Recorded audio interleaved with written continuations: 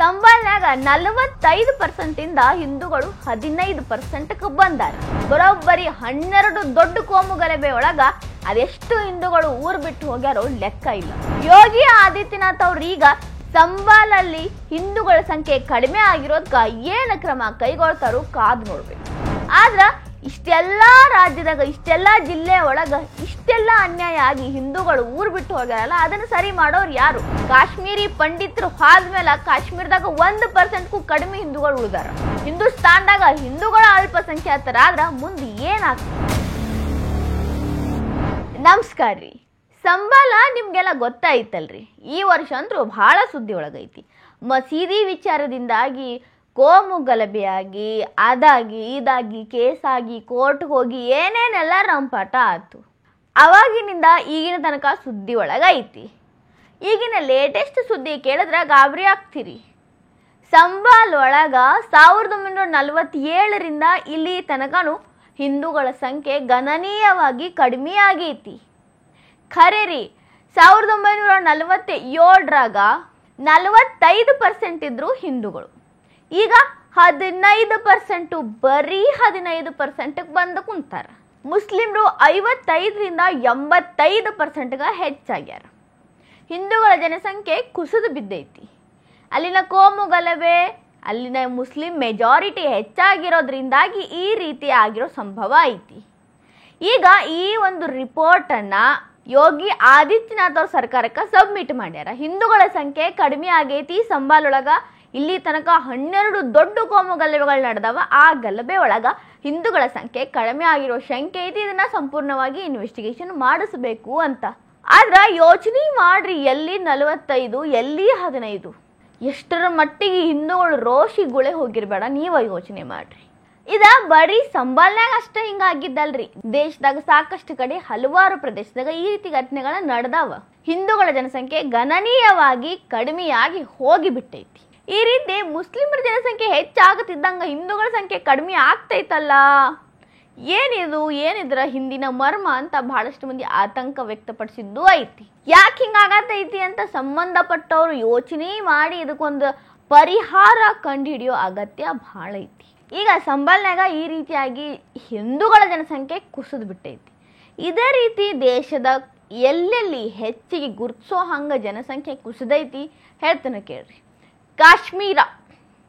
ಕಾಶ್ಮೀರದ ಪಂಡಿತರು ಗುಳೆ ಹೋದ್ರು. ಕಾಶ್ಮೀರವನ್ನ ಬಿಟ್ಟು ಅಲ್ಲಿ ಹಿಂದೂಗಳ ಜನಸಂಖ್ಯೆ ಯೋಚನೆನೂ ಮಾಡಕ್ಕಾಗದೇ ಇರೋಷ್ಟು ಕೆಳಗ ಕುಸಿದು ಬಿಟ್ಟೈತಿ. ಖರೆ ರೀ, 1980ರಾಗ ಹಿಂದೂಗಳ ಜನಸಂಖ್ಯೆ 10% ಇತ್ತು. ಯಾವಾಗ 1990ರಾಗ ಕಾಶ್ಮೀರಿ ಪಂಡಿತರು ಗುಳೆ ಹೋದ್ರಲ್ಲ, ಅದಾದ ಮೇಲೆ ಜನಸಂಖ್ಯೆ ಕುಸ್ಕೊಂತ ಈಗ ಎಷ್ಟದಾರ? 1%ಗೂ ಕಡಿಮೆ ಅದಾರ ಹಿಂದೂಗಳು ಕಾಶ್ಮೀರದಾಗ. ಎಂಥ ಪರಿಸ್ಥಿತಿ ನೋಡ್ರಿ. ಅಲ್ಲಿನ ಮುಸ್ಲಿಮರ ದಬ್ಬಾಳಿಕೆ, ಅವರ ಉಗ್ರಗಾಮಿತನ ಸಂಘರ್ಷದಿಂದಾಗಿ ಈ ಒಂದು ಕುಸಿತ ಕಾಣೈತಿ. ನೆಕ್ಸ್ಟ್ ಬರೋದು ವೆಸ್ಟ್ ಬೆಂಗಾಲ್ನ ಮಾಲ್ಡಾ ಮುರ್ಷಿದಾಬಾದ್. ಇಲ್ಲಿ 1947ರಾಗ ಹಿಂದೂಗಳ ಜನಸಂಖ್ಯೆ 50% ಇತ್ತು. ಈಗ 33%ಕಿನ್ನ ಕಡಿಮೆ ಐತಿ. ಇಲ್ಲೂ ಕೂಡ ಅದೇ ಹಾಡು. ಹಿಂದೂಗಳ ಮೇಲೆ ದೌರ್ಜನ್ಯ ಒಂದಾದ್ರ ಬಾಂಗ್ಲನ್ನರು ಬಂದು ಸೇರ್ಕೊಂಡು ಹಿಂದೂಗಳಿಗೆ ನೆಲೆ ಇಲ್ದಂಗ ಮಾಡಿರೋದು ಇನ್ನೊಂದು ಕಾರಣ. ಇನ್ನು ನೆಕ್ಸ್ಟ್ ಅಸ್ಸಾಂನ ದುಬ್ರಿ, ಗೋಲ್ಪಾರ್, ಬರ್ಪೇಟ್. ಇಲ್ಲಂದ್ರೂ ಹಿಂದೂಗಳ ಸಂಖ್ಯೆ ಗಣನೀಯವಾಗಿ ಕುಸಿದೈತಿ. 2001ರಾಗ ಮುಸ್ಲಿಮರ ಸಂಖ್ಯೆ ಇಲ್ಲಿ 30%ಕಿನ್ನ ಹೆಚ್ಚಿತ್ತು. ಅದಾದ್ಮೇಲೆ ಈಗ ಮುಸ್ಲಿಮರು ಡಬಲ್ ಆಗ್ಯಾರ, 60% ಹೆಚ್ಚಾಗ್ಯಾರ. ಅಂದ್ರ 30% ಹೆಚ್ಚು ಆಡ್ ಆನ್ ಆಗಿ ಈಗ ಟೋಟಲ್ 60% ಅದಾರ. ಇವ್ರಿಷ್ಟು ಹೆಚ್ಚಾಗಿರೋದ್ರಿಂದ ಹಿಂದೂಗಳ ಸಂಖ್ಯೆ ಕಡಿಮೆ ಆಗೈತಿ ಅಂತ ಅಲ್ಲಿನ ವರದಿಗಳು ಹೇಳ್ತಾವ. ಇನ್ನ ಕೇರಳದ ಮಲಪುರಂ 2001ರಾಗ ಹಿಂದೂಗಳ ಜನಸಂಖ್ಯೆ 30% ಇತ್ತು. ಈಗ 24ಕ್ಕಿನ್ನ ಕಡಿಮೆ ಜನಸಂಖ್ಯೆ ಹೊಂದ್ಯಾರ. ಅದನ್ನು ಅಂದಾಜು ಮೇಲೆ ಹೇಳಾಕತ್ತಾರ. ಒಂದು ವೇಳೆ ಜನಗಣತಿ ಏನಾರೇ ಮಾಡಿದ್ರು ಅಂದ್ರ ಅದು 20% ಇರೋದೂ ಕಷ್ಟ ಐತಿ ಅನ್ನೋ ವರದಿಗಳದಾವ. ಇಲ್ಲೂ ಕೂಡ ಸೇಮ್. ಮುಸ್ಲಿಮರ ಜನಸಂಖ್ಯೆ ಹೆಚ್ಚಾಗ್ತಿದ್ದಂಗನ ಹಿಂದೂಗಳ ಜನಸಂಖ್ಯೆ ದಿಢೀರ್ ಕುಸಿತ ಕಂಡೈತಿ. ಮುಸ್ಲಿಂ ಪ್ರಾಬಲ್ಯ ಹೆಚ್ಚಾಗ್ತಿದ್ದಂಗನ ಹಿಂದೂಗಳು ದಿಢೀರ್ ಅಂತ ಕೆಳಗ್ ಕುಸಿಯೋದು ಯಾಕೆ? ಅವ್ರ ಜನಸಂಖ್ಯೆ ಯಾಕೆ ಕಡಿಮೆ ಆಗ್ತೈತಿ? ಅವ್ರು ಯಾಕೆ ಊರು ಬಿಟ್ಟು ಊರಿಗೆ ಹೋಗ್ಬೇಕು? ಅವ್ರ ಜಾಗದಾಗ ಅವ್ರು ಇರಕ್ಕೆ ಯಾಕೆ ಸಾಧ್ಯ ಆಗಂಗಿಲ್ಲ? ಅವರ ಧಾರ್ಮಿಕ ಆಚರಣೆಗಳನ್ನ ಅವ್ರು ಇದ್ದಲ್ಲೇ ಆಚರಣೆ ಮಾಡಕ್ಕೆ ಯಾಕೆ ಸಾಧ್ಯ ಇಲ್ಲ? ಅವರಿಗೆ ತೊಂದರೆ ಆಗುವಂಥ ವಿಷಯಗಳಲ್ಲಿ ಏನು ನಡೀತಾವ? ನಾವು ಬೇಡ ಬೇಡ ನಮ್ಮ ಊರು ಬಿಟ್ಟು ಹೋಗ್ತೀವಿ, ನೆಮ್ಮದಿಯಾಗಿ ಬದುಕ್ತೀವಿ ಅನ್ನುವಂಥ ಪರಿಸ್ಥಿತಿ ಅವ್ರಿಗೆ ಏನು ಬಂದಿರ್ತೀವಿ. ಇದೆಲ್ಲದ್ರ ಬಗ್ಗೆ ಗಮನ ಹರಿಸ್ಬೇಕಾಗಿರೋ ಕೆಲಸ ಯಾರದ್ರಿ? ಹಿಂಗೆಲ್ಲ ಯಾಕೆ ಆಗ್ತೈತೆ ಅನ್ನೋದಕ್ಕೆ ಒಂದು ಸಿಂಪಲ್ ಎಕ್ಸಾಂಪಲ್ ಹೇಳ್ತೀನಿ ಕೇಳ್ರಿ. ಒಂದು ಊರೈತಿ ಉತ್ತರ ಪ್ರದೇಶದಾಗ. ಆ ಊರಾಗ ಮುಸ್ಲಿಂ ಮೆಜಾರಿಟಿ ಇರೋ ಒಂದು ಏರಿಯಾ ಐತಿ, ಸಣ್ಣ ಏರಿಯಾ. ಅಲ್ಲಿರೋದ ಒಂದು ದೇವಸ್ಥಾನ ಹಿಂದೂಗಳಿಗೆ. ಅಲ್ಲೇ ಅವ್ರು ಮದುವೆ ಮಾಡ್ಕೋಬೇಕು, ಅಲ್ಲೇ ಅವರು ಚರ್ಚೆ ಮಾಡ್ಬೇಕು, ಅಲ್ಲೇ ಅವ್ರು ಏನು ಹಬ್ಬ ಗಿಬ್ಬ ಎಲ್ಲ ಅಲ್ಲೇ ಮಾಡ್ಕೋಬೇಕು. ಅಲ್ಲಿ ಗಂಟಿ ಹೊಡೆಯಂಗಿಲ್ಲ ಅವರು. ಗಂಟಿ ಹೊಡೆದ್ರೆ ಬಾಜು ಇರೋ ಮುಸ್ಲಿಂ ಮನೆಯಾಗ ನಮಾಜ್ ಮಾಡಕ್ಕೆ ಕಷ್ಟ ಆಗ್ತೈತಿ, ಅವ್ರ ಮಕ್ಕಳ ಮೇಲೆ ಕೆಟ್ಟ ಪ್ರಭಾವ ಬೀರ್ತೈತಿ ಅಂತ ಅದನ್ನು ಮಾಡಕ್ಕೆ ಬಿಡಂಗಿಲ್ಲ ಅವರು. ಯಪ್ಪ, ಇಷ್ಟು ಕಷ್ಟದಾಗ ನಾವು ಯಾಕೆ ಇರಬೇಕು ಅಂತ ಅಲ್ಲಿನ ಎಷ್ಟೋ ಹಿಂದೂಗಳು ಊರು ಬಿಟ್ಟು ಹೋಗ್ಬಿಟ್ಟಾರ, ಗುಳೆ ಹೋಗ್ಬಿಟ್ಟಾರ.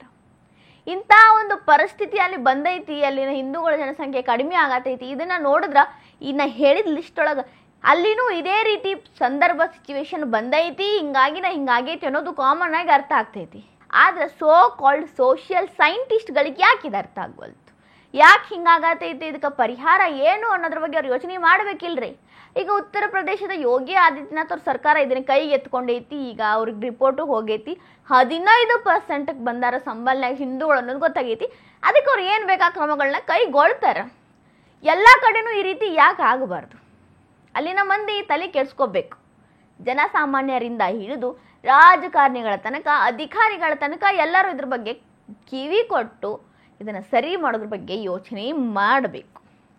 ಹಿಂದೂಸ್ತಾನದಾಗ ಹಿಂದೂಗಳ ಅಲ್ಪಸಂಖ್ಯಾತರಾಗಿ ಉಳಿಯೋ ಹಂಗೆ ಆಗಬಾರ್ದು. ಈ ವಿಡಿಯೋ ನಿಮಗೆ ಇಷ್ಟ ಆಗಿದ್ರೆ ಲೈಕ್ ಮಾಡಿರಿ, ಶೇರ್ ಮಾಡಿರಿ, ಕಮೆಂಟ್ ಮಾಡಿರಿ. ಇನ್ನೂ ಇಂಥ ಹೆಚ್ಚಿನ ವಿಡಿಯೋ ನೋಡೋಕೆ ಹೊಸದಿಗಂತ ಡಿಜಿಟಲ್ ಚಾನಲ್ಗೆ ಸಬ್ಸ್ಕ್ರೈಬ್ ಆಗಿರಿ.